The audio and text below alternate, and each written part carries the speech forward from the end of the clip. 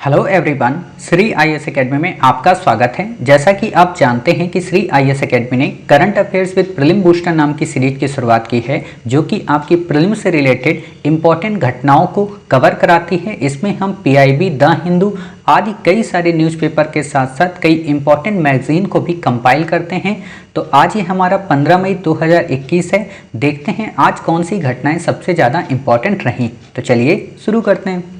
जैसा कि आप देख रहे हैं, ये हमारा current affairs with prelim booster series है 15 मई 2021 का। तो इसमें आज हम देखते हैं कि कौन सी इंपॉर्टेंट घटनाएं हैं जो कि यूपीएससी प्रीलिम 2021 और 2022 की दृष्टि से काफ़ी इंपॉर्टेंट हैं।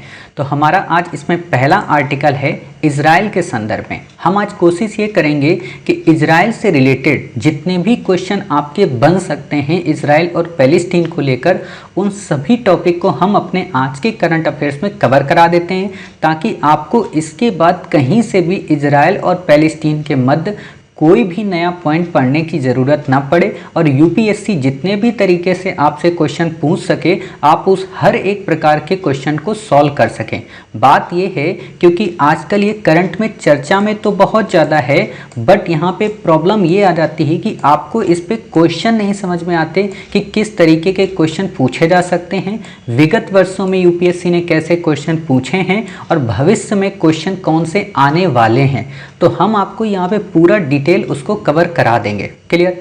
तो जैसा कि आप जानते हैं कि पहला हमारा इसमें आर्टिकल है बल्फोर घोषणा। सिंपल सा क्वेश्चन आपसे पूछा जाएगा, हाल ही में चर्चा में रही बल्फोर घोषणा का संबंध किससे है? क्या सीरिया व इराक से है, ईरान व अमेरिका से है, यूएसए व रसिया से है? तो आप कहेंगे नहीं साहब, इनमें से किसी से नहीं है। वास्तव में जो बाल्फोर डिक्लेरेशन है वो 1917 में इजराइल व पैलेस्टीन को लेकर गठित हुई। अर्थात इसमें ये कहा गया कि पैलेस्टीन में एक राष्ट्रीय घर का निर्माण किया जाएगा यहूदियों के लिए। आपसे देखो डेट नहीं पूछेगा। मैं इस देखिए, आप यहाँ पे दो तीन चीज़ें समझ लीजिए। मैं आपको यहाँ पे जो पॉइंट लिख के दूंगा ना, केवल उन्हीं पे क्वेश्चन बनेगा। तो आप लोग अपना नोट्स उन्हीं पॉइंट पर ही बनाना। और जहाँ अगर मैंने कह दिया कि क्वेश्चन इजराइल व पैलेस्टीन के मध्य आएगा, तो वहाँ पे आप क्या किया करें कि वहाँ पे ऐसे क्वेश्चन लिख लिया करें साइड में। इसका मतलब ये होता है कि इस पे क्वेश्चन पूछा जाएगा, इस पे क्वेश्चन नहीं पूछा जाएगा। ठीक है, तो आप ये चीज़ें समझ जाइएगा। दूसरा, हम एक काम और करेंगे कि हम आपको वीकली क्विक रिवीजन भी करा दिया करेंगे। जितना हम आपको यहाँ पढ़ाएंगे, इसको वीकली में क्विक रिवीजन कर देंगे और साथ में इन सब को हम आपको अगले दिन एमसीक्यू यानी कि कल मॉर्निंग में आपके पास 5 एमसीक्यू इससे रिलेटेड आपको मिल जाएंगे। ठीक है, तो आपका बार बार ये रिवीजन हो जाया करेगा और अपना नोट्स बनाया करिए। इसका काफ़ी फ़ायदा आपको मिलेगा आगे चल के। हालांकि पीडीएफ तो हम अपने टेलीग्राम चैनल पर शेयर ही कर देते हैं। आप नीचे दिए गए डिस्क्रिप्शन बॉक्स में टेलीग्राम लिंक में जुड़ सकते हैं। ठीक है, तो बल्फोर घोषणा का संबंध किससे है? आप साधारणतः बता देंगे कि इजराइल व पैलेस्टीन के मध्य से रिलेटेड है। ठीक, यूपीएससी ने क्वेश्चन एक बार पूछा है कि फर्टिलाइजर डिक्लेरेशन का संबंध किससे, और हमेशा डिक्लेरेशन पे क्वेश्चन आता रहता है। ठीक, फिर बात आती है गोलन हाइट्स की। आखिरकार गोलन हाइट्स कहाँ पे हैं? तो ये मध्य पूर्व में स्थित हैं, सामरिक पठार है, काफ़ी इंपॉर्टेंट है ये मध्य पूर्व। बात ये यूपीएससी ने क्वेश्चन पूछा था, आपको 4 ऑप्शन दे दिए, मध्य एशिया में है, दक्षिण पूर्व एशिया में है, दक्षिण एशिया में है या मध्य पूर्व में है। तो आप बता देंगे मध्य पूर्व में है। अब दिमाग में क्वेश्चन आ रहा होगा, सर ये दक्षिण एशिया, ये मध्य एशिया, ये मध्य पूर्व, इसका मतलब क्या होता है? तो एक बार हम आपको 3D मैपिंग के जरिए दिखा देते हैं। जैसे ये देखिए, ये है हमारी प्यारी पृथ्वी और ये है हमारा प्यारा भारत। हुआ क्या था, आप अच्छे से जानते हैं कि जब पहली बार अंग्रेजों ने पूरे विश्व में शासन इस्टेब्लिश करने की शुरुआत की, या ईसाइयों ने इस्टेब्लिश करने की शुरुआत की, या ब्रिटिश सरकार ने शुरुआत की, तो ब्रिटिश सरकार ने अपने ही अकॉर्डिंग हिस्ट्री को राइट करने की कोशिश की। और अपने अकॉर्डिंग जब उन्होंने हिस्ट्री को लिखा, तो उनके ईस्ट में जितने भी कंट्री आते थे उन सबको ईस्ट एशिया कहा, और उनके वेस्ट में जितने कंट्री आते थे उसे उन्होंने वेस्ट एशिया कहा।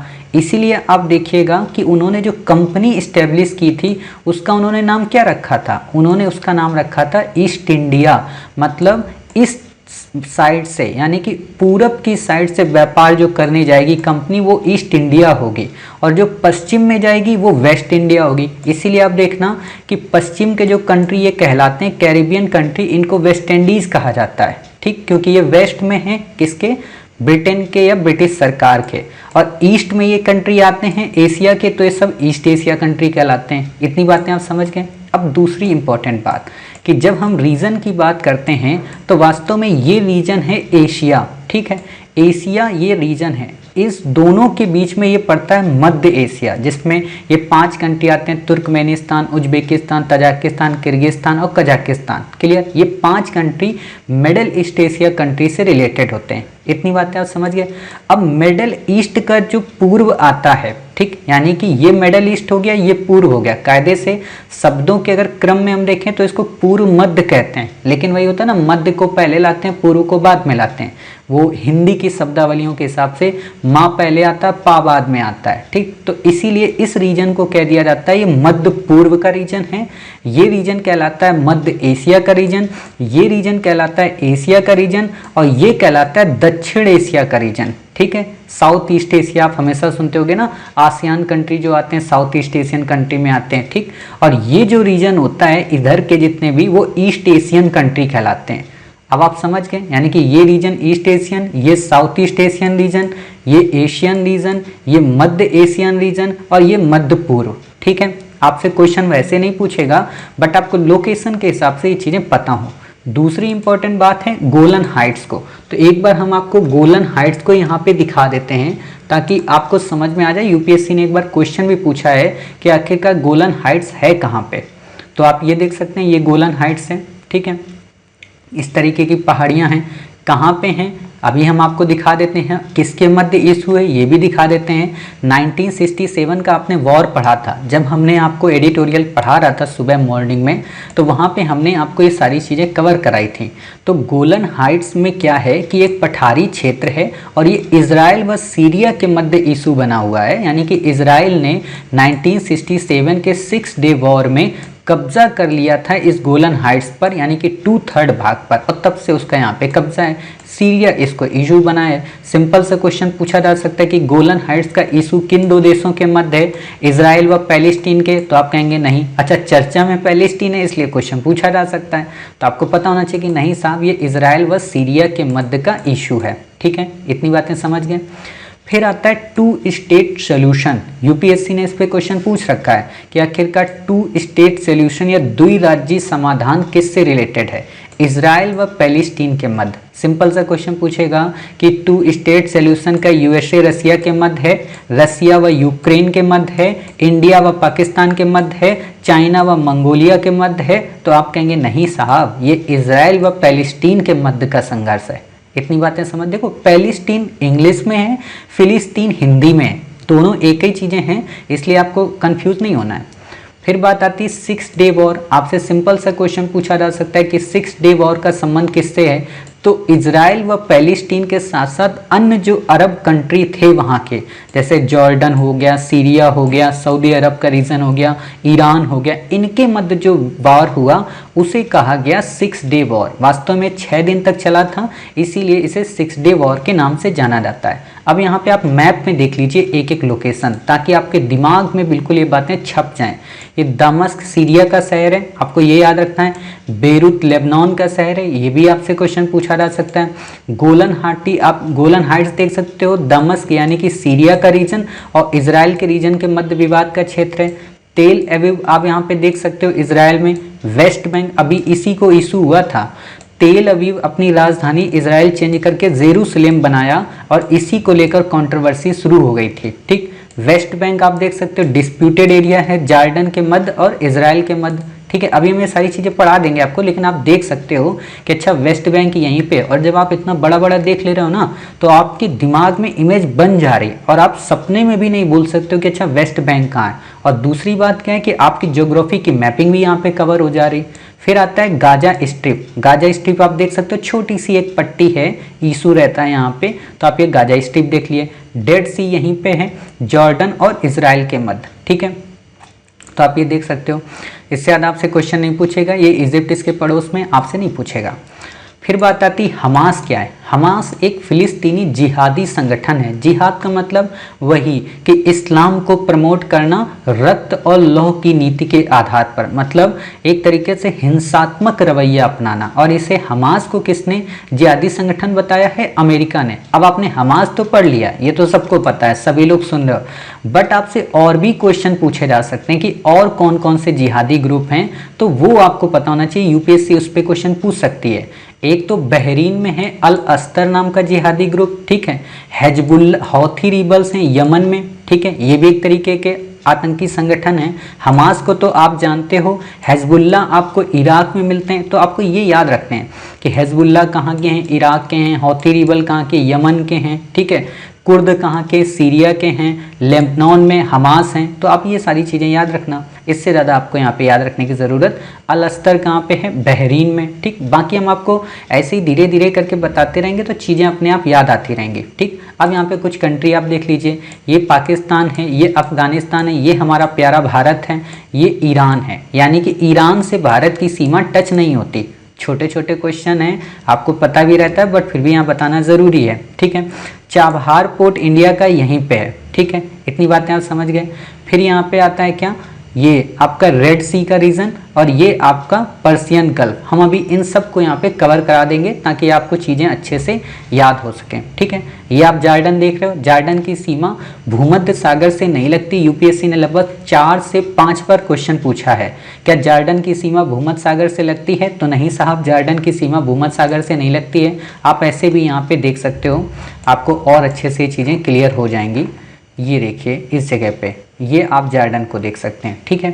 यहाँ पे आपको अच्छे से दिख रहा है कि जॉर्डन की सीमा भूमध्य सागर से नहीं लगती। ये मेडिटेरियन सी है, मेडिटेरियन सी को ही भूमध्य सागर कहते हैं, ठीक। जॉर्डन की सीमा वास्तव में लाल सागर से लगती है। अब आपसे क्वेश्चन पूछा जा सकता है कि लाल सागर से कौन कौन से देशों की सीमा लगती है? तो जॉर्डन की लगती है, सऊदी अरब की लगती है, यमन की लगती है, ओमान की लगती है, नहीं लगती है, इरिट्रिया की लगती है, सूडान की लगती है, इजिप्ट की लगती है, ठीक है, इजराइल की भी लगती है। इजराइल को यहाँ पे अभी हम आपको जूम करके दिखाएंगे, यहाँ तो भले नहीं समझ में आ रहा, बट अभी हम जूम करके आपको दिखा देंगे तो आप समझ जाएंगे। बाब अल मंदेब जो जल संधि है वो वास्तव में लाल सागर और गल्फ ऑफ अडन को जोड़ती है, ठीक है। अब यहाँ पे एक क्वेश्चन और बन जाता है, वो क्वेश्चन क्या बन जाता है? वो क्वेश्चन बन जाता है कि यहाँ पे पर्सियन गल्फ को गल्फ ऑफ ओमान से कौन जोड़ती है? समझ गए? कई बार आपसे क्वेश्चन ऐसे पूछे जाते हैं कि पर्सियन गल्फ को गल्फ ऑफ ओमान से कौन जोड़ता है? तो आपको फेमस संधि एक पता है यहाँ पे, कौन सी है? गल्फ ऑफ या स्टेट ऑफ हार्मूज। क्लियर? तो इतनी बातें आपको याद रखना है। बाकी आप ये रीजन देख सकते हैं एक बार और अच्छे से मैप में कि ये वेस्ट बैंक है, ठीक है, ये जेरूसलेम है, इसी को लेकर विवाद चल रहा है इस समय। ये डेड सी हमने आपको दिखाई दिया, इजराइल व जॉर्डन के मध्य इशू है। गाजा स्ट्रिप आप यहाँ देख सकते हो, तेल अवीव है ही यहाँ पे, ठीक। गोलन हाइट्स को लेकर आप इशू यहाँ पे देख सकते हो, ठीक है। तो इतना आपका मैपिंग यहाँ पे क्रिएट हो गया। उम्मीद है कि आपको ये मैप समझ में आ गया होगा। अब फटाक से देख लेते हैं, जॉर्डन क्या इसकी सीमा भूमध्य सागर से लगती है? बिल्कुल नहीं, इसकी सीमा भूमध्य सागर से नहीं लगती है, लाल सागर से लगती है, ठीक है। ये क्वेश्चन पूछा जा सकता। फिर आता है camp David Accords. Camp David Accords किससे संबंधित है? इजराइल व उसके पड़ोसी देशों के मध्य, ठीक है। तो आप बता सकते हैं कि कैंप डेविड एकॉर्ड्स का संबंध इजराइल व पड़ोसी देशों के मध्य है। अच्छा, आपको हम एक क्वेश्चन देते हैं, आप बताइएगा कमेंट बॉक्स में कि आखिरकार अब्राहम एकॉर्ड जो हाल ही में चर्चा में रहा उसका संबंध किससे है, ठीक है। तो आप बिल्कुल कमेंट बॉक्स में करके बताइए। थोड़ा काम अब हम आपको भी दिया करेंगे ताकि आपके अंदर भी सर्च करने की पावर आ सके और थोड़ा आप हमारे साथ एंगेज होकर अपनी तैयारी को स्ट्रॉन्ग कर सकें, ठीक है। फिर आता है ओस्लो एकॉर्ड। ओस्लो एकॉर्ड क्या है? इजराइल व पैलेस्टीन के मध्य हुआ। आपसे सिंपल सा क्वेश्चन पूछा जा सकता है कि ओस्लो एकॉर्ड का संबंध किससे है? क्या पाकिस्तान भारत के मध्य, पाकिस्तान अफगानिस्तान के मध्य या मध्य एशियाई कंट्री के मध्य? बिल्कुल भी नहीं, इजराइल व पैलेस्टीन के मध्य है, ठीक है। अन्य महत्वपूर्ण तथ्य कौन से आ जाते हैं? सिंपल वेस्ट बैंक कहाँ है? हमने पढ़ ही लिया, इजराइल व जॉर्डन के मध्य है। ये फिलिस्तीन की प्रशासनिक राजधानी है। अच्छा ये बताइए, इजराइल की राजधानी कौन सी है? इजराइल ने अपनी राजधानी बनाई थी पहले तेल अवीव को, अब उसने बना ली है किसको? जेरूसलेम को, ठीक है। तो इंपॉर्टेंट क्वेश्चन आ जाता है। आखिरकार वेस्ट बैंक में एक सिटी है रामल्ला सिटी, काफी इंपॉर्टेंट है, आपसे क्वेश्चन पूछा जा सकता है। अभी किस सिटी में इशू हुआ? शेख जर्रा में, जो हमने आपको एडिटोरियल में कंपाइल कराया था। आपको देखो चीजें अब बार बार याद हो रही हैं। वहां पे हमने ये तथ्यात्मक नहीं बताया था, इसीलिए नहीं बताया था क्योंकि ये हम प्रीलिम के लिए रखे हैं। अगर आप ना अलग अलग चीजें करके पढ़ने को अगर समझ गए कि अच्छा ये तथ्य की चीजें प्रीलिम की हैं, कॉन्सेप्ट की चीजें एडिटोरियल की हैं, तो आपकी यूपीएससी की तैयारी काफी इजी हो जाएगी। और वही सोच के साथ हम आपको यहाँ पे कवर करा रहे हैं। ठीक है, गाजा पट्टी अच्छे से आपने भी पढ़ा, ये इजराइल व मिस्र के मध्य है, काफी इंपॉर्टेंट है। आपसे क्वेश्चन पूछा जा सकता है कि आखिरकार क्या गाजा पट्टी इजराइल व सीरिया के मध्य है? तो नहीं साहब, जो गाजा पट्टी है वो इजराइल व मिस्र के मध्य है। ये इजिप्ट है, इजिप्ट को ही मिस्र कहते हैं, तो आपको ये याद रखना है। अब ये गोलन हाइट्स किसके मध्य? सीरिया के मध्य। वेस्ट बैंक जॉर्डन के मध्य। तो ये तीनों रीजन आपको याद रखना है, नहीं तो आपसे ऐसे ही घुमाएगा सरल से सरल क्वेश्चन और गलत हो जाएगा। ठीक है, चलिए ओस्लो अकॉर्ड के अंतर्गत यहाँ पे शांति समझौते की बात की गई, बाकी आपसे कुछ नहीं पूछेगा। फिर आता है यरूशलेम या जेरूसलेम सिटी, क्यों फेमस है? एक तो 3 धर्मों की भूमि है, यहूदियों की, जिसमें अब्राहम की कहानी आती है, मैंने आपको ऑलरेडी पढ़ाया था द बुक ऑफ जेनस में, क्लियर, कि कैसे ईश्वर और अब्राहम के मध्य एक समझौता हुआ था। मुसलमानों को लेकर आया क्योंकि मक्का और मदीना के बाद तीसरा यहाँ पे अल-अक्सा मस्जिद है ना, ये भी बताया था। ईसाइयों को लेकर क्यों फेमस है? क्योंकि यहाँ पे ईसा मसीह साहब को सूली पर लटकाया गया था, क्लियर। तो इस तरीके से आपने आज ये पूरी के पूरे रीजंस को, पूरी की पूरी घटनाओं को अच्छे से कंपाइल कर लिया। उम्मीद है आपको ये सारी घटनाएं काफ़ी अच्छे से पसंद आई होंगी और आप समझ गए होंगे कि वास्तव में गाजा स्ट्रिप क्या है, डेड सी क्या है, तेल अवीव क्या है। यानी कि एक तरीके से पूरा का पूरा आप इजराइल, पैलेस्टीन, उसके आसपास के अरब कंट्री, इन सब से रिलेटेड सारे तथ्य जान गए। अब इससे ज़्यादा आपको तथ्यों को जानने की ज़रूरत नहीं है। हाँ, अभी अगर हाल ही में अगर कई सारे ऑपरेशंस होंगे, जैसे कि अभी आपने देखा होगा कि ऑपरेशन इजराइल ने चला ही रखा है, ठीक है, तो उस पर क्वेश्चन आ सकता है। साथ ही आपसे क्वेश्चन ये भी पूछा जा सकता है कि आगे चलकर जो अब्राहम अकॉर्ड्स हुआ था वो किसके मध्य हुआ। तो वो सारी चीज़ें अपडेट वर्जन की हैं, उनको हम आपको आगे कहीं ना कहीं कराते रहेंगे अगर वो करंट में चर्चा में आएंगे।